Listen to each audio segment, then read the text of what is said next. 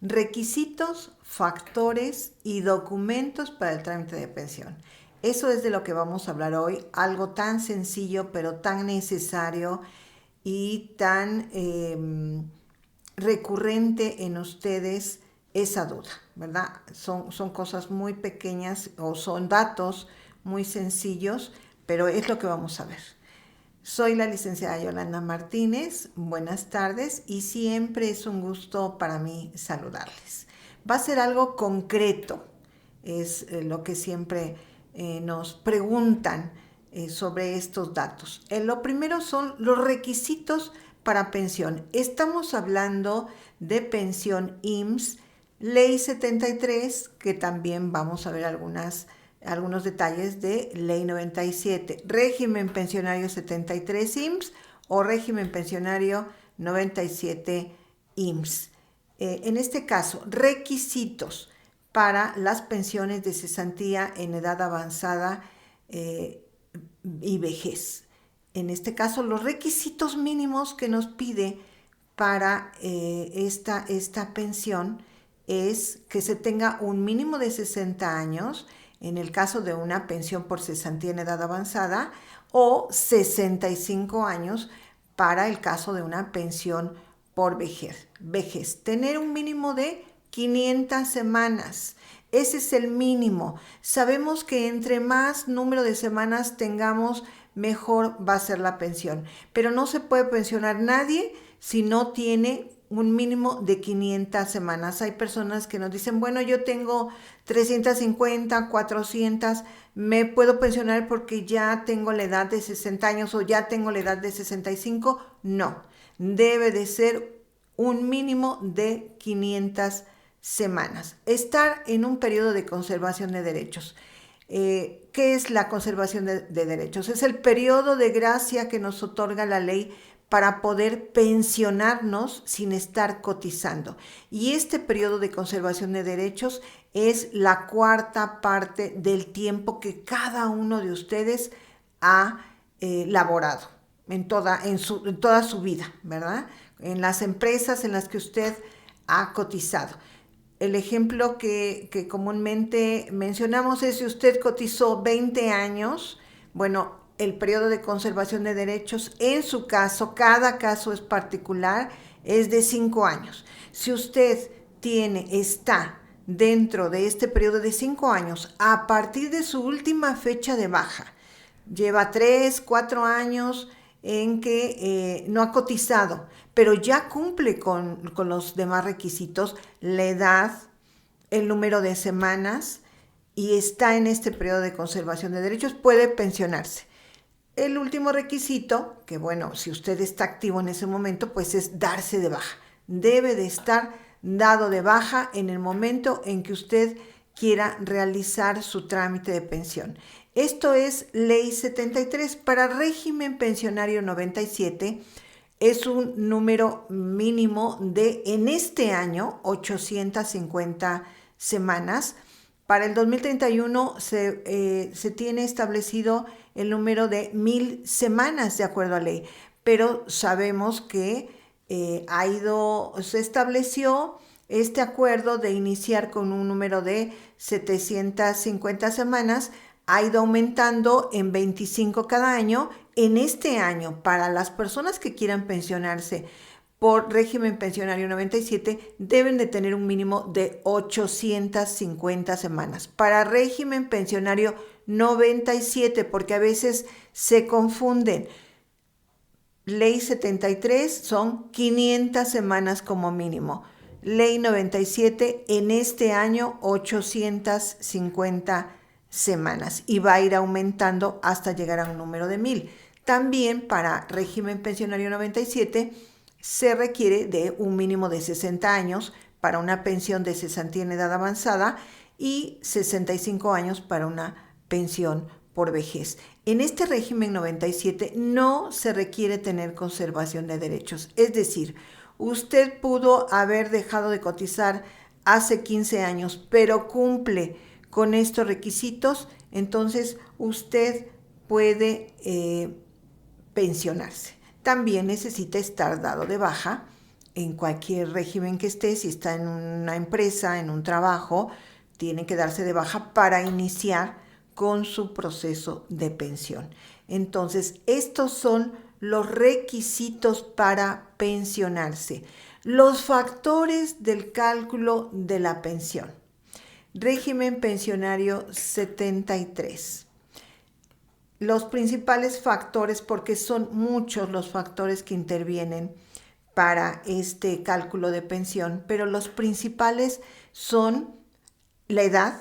En este caso, si va usted a pensionarse por cesantía en edad avanzada o vejez, debe tener un mínimo de 60 años o 65. Sabemos que si tiene usted 60 años, va a hacer su cálculo de pensión en el factor edad al 75%. Si usted tiene 61, va a ser al 80%, 62, 85%, 63, 90%, 64, 95% y hasta los 65 se va a considerar en este caso un 100% en el factor edad. Recordemos que son muchos factores los que intervienen en este cálculo de pensión. Y muchas veces ustedes creen, o muchos de ustedes creen que la pensión, si usted ya tiene 65 años, va a ser al 100% en todos los factores. No, únicamente en el factor edad. Porque un ejemplo puede ser que usted tenga 65 años, pero tiene 500 semanas. Va a tener un 100% en el factor edad, pero en las semanas va a ser un factor mínimo, ¿verdad? Va a ser el factor mínimo de 500 semanas. Si queremos hablar de una pensión al 100%, que en realidad no existe como tal, porque los factores varían, pero podríamos entonces hablar de una persona que se pensiona a los 65 años, que se pensionan con 2,000 semanas o más, que se pensiona con un salario promedio, con salario topado y que lo ha actualizado cada año, ¿verdad? Eso podría ser en un momento dado un ejemplo de una pensión que se acerca más a un 100%. Pero aquí estamos hablando del factor edad, que puede llegar a ser un factor del 100%, cuando se cumplen los 65 años. Otro factor para el cálculo de su pensión es el salario promedio de los últimos 5 años. Para el cálculo de su pensión se va a tomar los salarios que haya tenido en los últimos 5 años cotizados, porque a veces se confunde con, bueno, pues es que yo de los últimos 5 años pues solo he cotizado 3 porque los 2 anteriores no los coticé. No, se toman los salarios de los últimos 5 años cotizados. Y bueno, pues ya mencionamos en este caso también la edad, que es otro de los factores importantes, ¿verdad? Que tienen que ir de la mano estos factores para que sea una pensión equilibrada, porque como lo mencionamos hace un momento, puede ser que una persona tenga 65 años, pero tiene 500 semanas. Bueno, en el factor semanas está muy, muy, muy bajo, ¿verdad? Es el mínimo que nos está requiriendo la ley, y tal vez en la edad tenga 60 años, pues es el porcentaje de un 75%. Entonces, hay otros factores como pues las asignaciones familiares, que en este caso también ya hemos hablado de ello, que puede ser la esposa, esposo, concubina, concubinario, los hijos menores de 25 años que aún estén estudiando, o en ausencia de todos estos elementos, ¿verdad?, de nuestras asignaciones familiares, solo en el caso de que no tengamos estos que acabamos de mencionar, se puede considerar a los padres, ¿verdad?, o en ausencia de ninguno de los anteriores que acabamos de mencionar, pues puede ser un 15% por ayuda asistencial. En el caso del esposo o esposa, es un 15%, igual concubina o concubinario, 15%. En el caso de hijos es un 10% por cada uno de los hijos que cumpla con este requisito y otros requisitos que también se solicitan.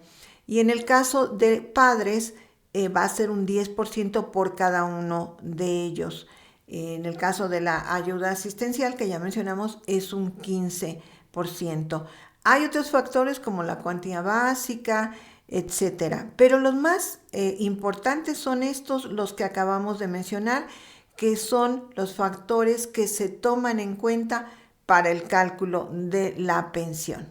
Y los documentos, que es muy importante, ¿qué documentos les van a pedir a usted para el trámite de su pensión? Yo siempre les recomiendo en las asesorías que acudan a su clínica familiar, a su unidad de medicina familiar, que es en donde se encuentra el módulo de pensiones, para que ustedes soliciten estos requisitos. Es importante que sea directamente en la clínica, porque cada clínica puede tener alguna particularidad y cuando ustedes se presenten a hacer este trámite de pensión, pues les falta algún documento o algún requisito en algún documento que la clínica así lo está solicitando. Un ejemplo de ello que siempre les pongo es que puede ser que en la clínica en donde ustedes van a hacer este trámite, pues les esté solicitando su cuenta bancaria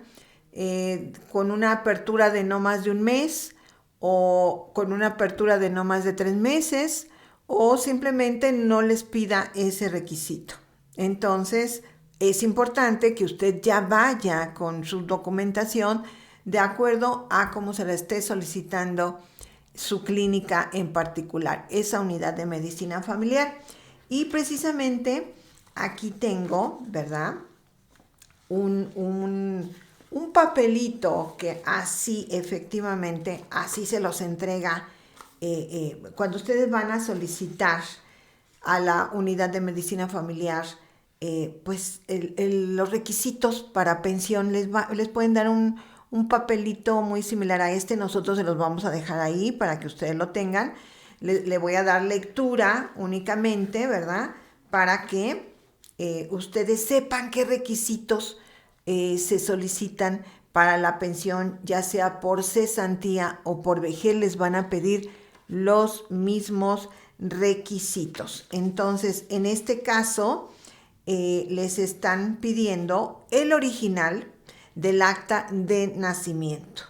Y esta acta de nacimiento sí les recomiendo que la soliciten. Anteriormente se establecía, o en algunas clínicas les pueden solicitar que no tenga más de 6 meses. Entonces hay que solicitarla nuevamente, esta acta de nacimiento, y que esté en un buen estado físico. Si tiene, en este caso,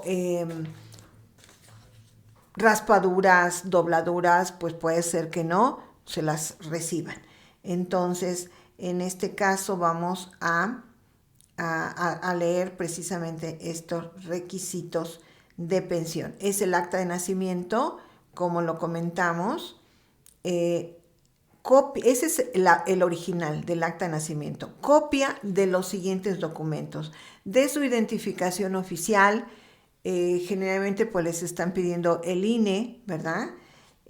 Su CURP, su documento de constancia de número de seguridad social. Este es un documento que pueden, o su número de seguridad social lo pueden llevar en una hoja, como aquí lo menciona, hoja rosa, carnet, su carnet de citas o su credencial, alguna credencial del IMSS. También en su estado de cuenta en la Afore, muchas veces se lo reciben, pero sí les recomiendo que en este caso de este número de seguridad social lo lleven en 2 o 3 documentos. Por si alguno ya tiene mucho tiempo, una credencial tal vez ya tenga mucho tiempo, pues ustedes también lo pueden corroborar con su carnet o con su estado de cuenta de la Afore, en donde también contiene su número de seguridad social. Recuerden que esto es en copia. Su estado de cuenta del Afore no mayor a 6 meses, en este caso no mayor a 4 meses, que sería pues el del último estado de cuenta del Afore, ya que se entrega cuatrimestralmente. Su comprobante de domicilio no mayor a 3 meses, su RFC con su homoclave. En este caso, este documento, este dato, que es el RFC con la homoclave, lo entrega o lo puede solicitar directamente en el SAT, en donde se lo van a entregar a través de su constancia de situación fiscal. Su acreditamiento bancario, que también debe de contener su cuenta clave, ¿no? Su clave interbancaria. Esto sí les recomiendo que lleven su contrato bancario en donde contenga su clave interbancaria y que ustedes lo presenten, y pueden presentar también su constancia de semanas cotizadas. Esto último en copia. Lo único que nos están pidiendo aquí en original es el acta de nacimiento. Puede variar en cada unidad de medicina familiar. Entonces yo les recomiendo precisamente que vayan ustedes por su papelito, como les comento, en donde les van a entregar los requisitos. Ahí, particularmente en su clínica, en donde ustedes les corresponde de acuerdo a su domicilio. Y, por ejemplo, aquí también nos da los documentos que se requiere si usted quiere registrar a su esposa como beneficiaria. Y nos pide en original el acta de nacimiento y también el acta de matrimonio no mayor a 3 meses de expedición, y copia, en este caso estamos hablando de la esposa, esposo, de su identificación oficial y de su CURP. Hay una nota muy importante. En este caso únicamente nos está dando los datos de la esposa, esposo, nos está mencionando los datos si queremos registrarlo como beneficiario. Pero si usted quiere registrar a un hijo o a un hijo con una capacidad diferente, o pida los datos en particular o los requisitos que debe de usted cumplir con llevando la documentación que le soliciten para que usted los pueda registrar. En este ejemplo no vienen, pero si la persona que solicita esta información requiere de registrar a un hijo o lo que acabamos de mencionar, pídalo, solicite qué documentos debo de llevar para que me hagan el registro.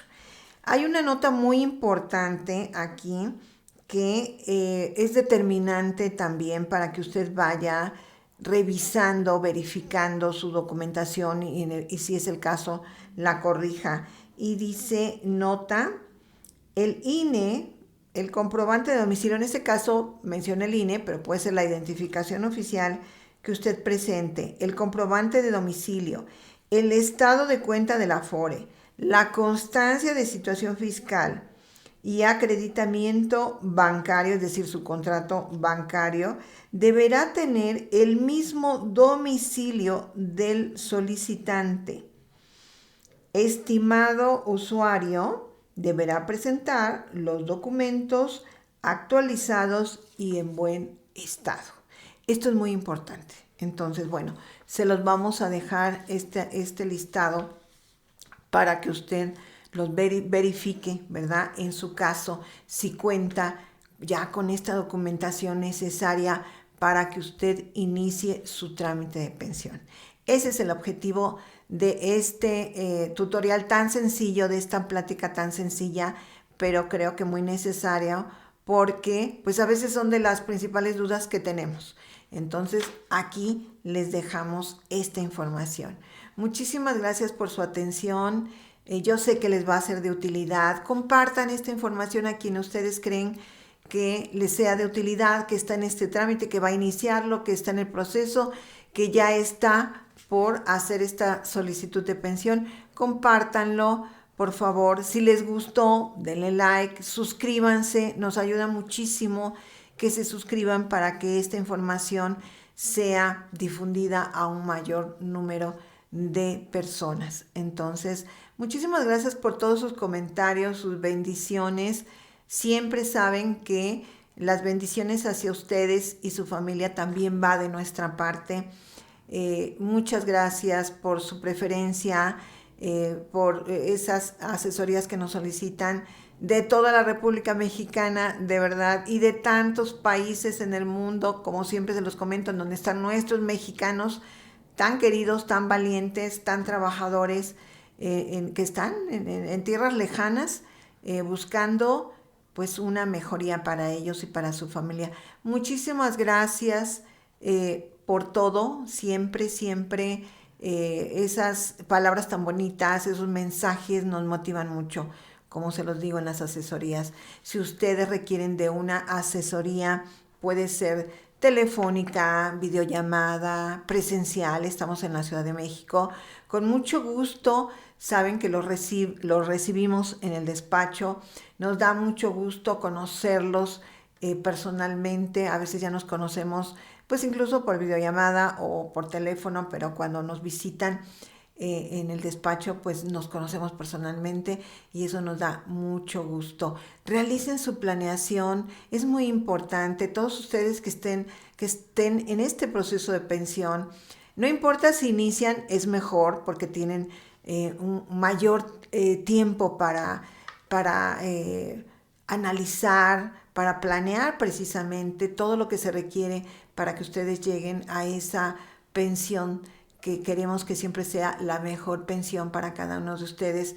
Entonces realicen su planeación, como siempre les comento, con quien ustedes decidan, quien les dé confianza, pero es importante que tengan esa herramienta, ese documento que los guía. Es una guía, es de un camino que ustedes tienen que recorrer.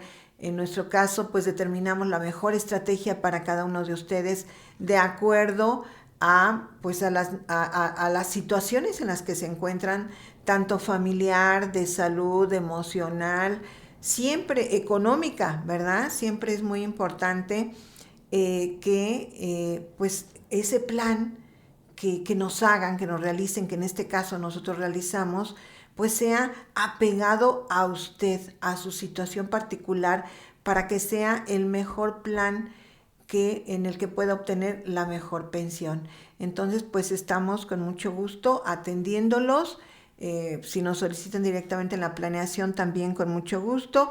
Ya les diremos, o las personas que están atendiendo, ¿verdad? Les dirán qué documentos son los que requieren, pero en las asesorías directamente yo los atiendo, ¿verdad? En cualquiera de las modalidades yo voy a tener el gusto, porque así lo quiero.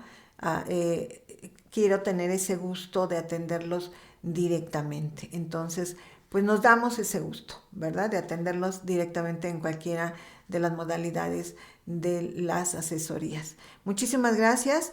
Aquí en el tutorial siempre van a aparecer los datos de contacto, que es nuestro WhatsApp, que es el 55 49 13 53 19, o nuestro correo electrónico, que es capitalhumanorenovado@gmail.com.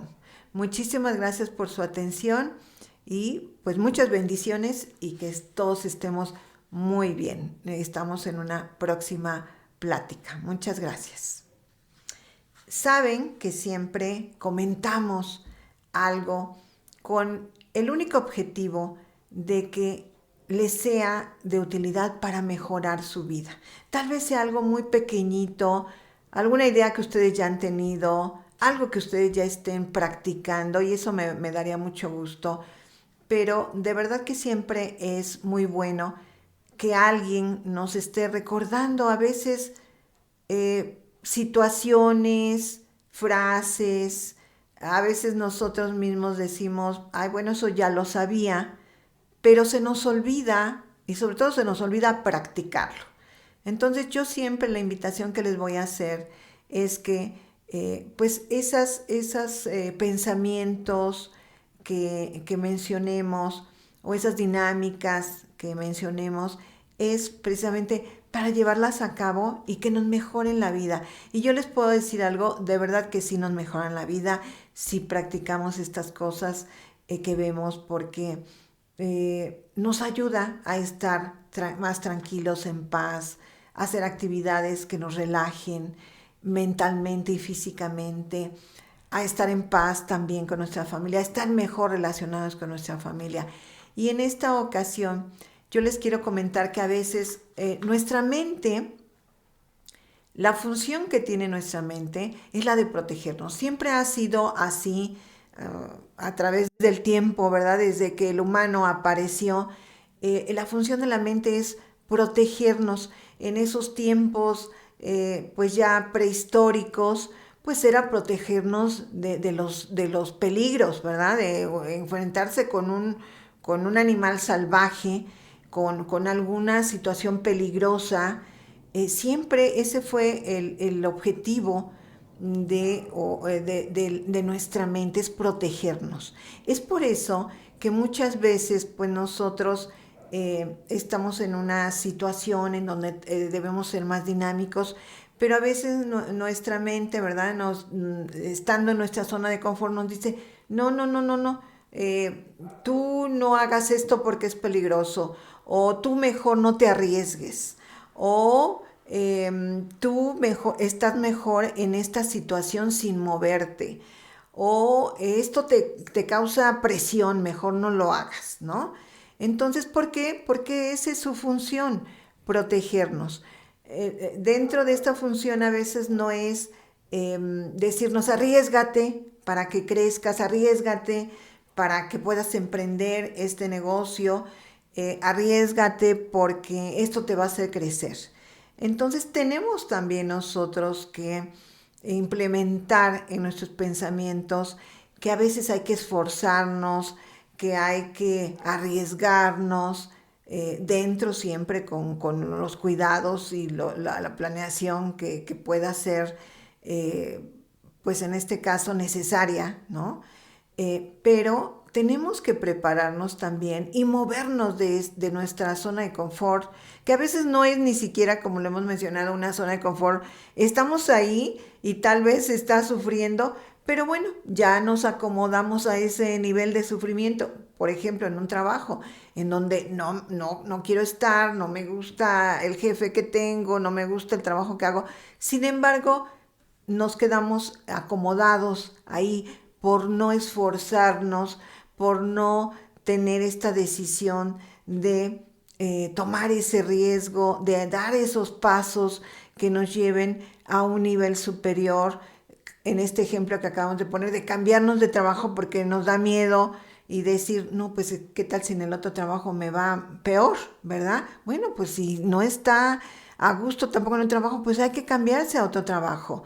Entonces, hay que esforzarnos en eso, en dar esos pasos para que ese esfuerzo, que es disciplina, que es cansancio, porque todo esto, este esfuerzo conlleva que tengamos que, pues incluso dar más de nuestro tiempo, dar más de nuestro físico, a grado de que estemos cansados, porque a veces pues tenemos que trabajar muchas horas en un nuevo proyecto, en un emprendimiento, pero vale la pena. Eso es crecer. Y yo creo que hasta el día, ¿verdad?, en que ya no estemos en este planeta, pues bueno, o en este nivel, vale la pena siempre seguir aprendiendo, seguir creciendo y seguir esforzándonos. Pues muchísimas gracias de verdad por estos minutos que me regalan de su atención y pues hagámoslo, de verdad hagámoslo y van a ver que nos va a dar buenos resultados. Muchas gracias, buenas tardes.